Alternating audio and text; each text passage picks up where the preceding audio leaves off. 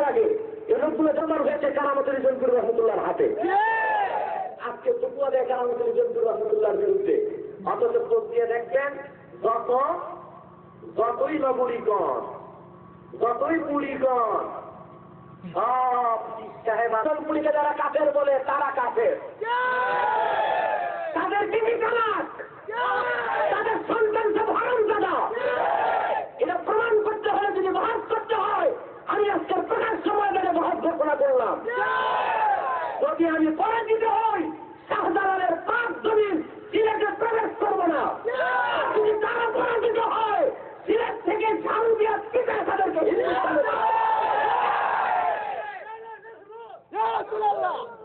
আহমদ বেরালভী রহমতুল্লাহ আর কারামতুল জনপুর রহমতুল্লাহকে যারা কাফের বলে, তারা নিজেরাই কাফের।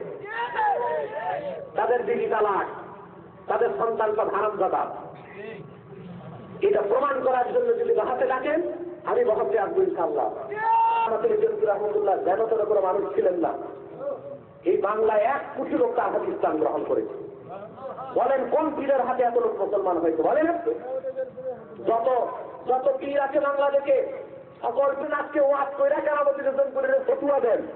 যদি সব হিন্দুই থাকতো, তা আপনার বাপও ধুতি কিনতে, দাদাও ধুতি কিনতে, আপনার ধুতি কিনতে।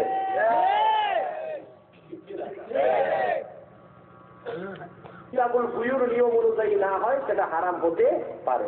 যেমন আমি একটু উদাহরণ দিচ্ছি।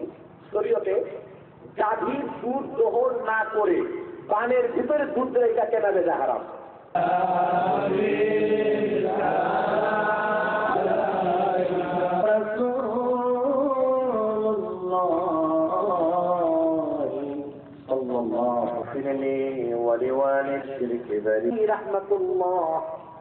কবি যুব কমিটির উদ্যোগে আয়োজিত আজকের সুন্নি মহাসম্মেলনে পারের সম্মানিত তোলাবাই এজাম মিয়া আমার জাকের শাকের ভাইদেরকে নিয়ে দুটো হাত পেতে দিয়েছি।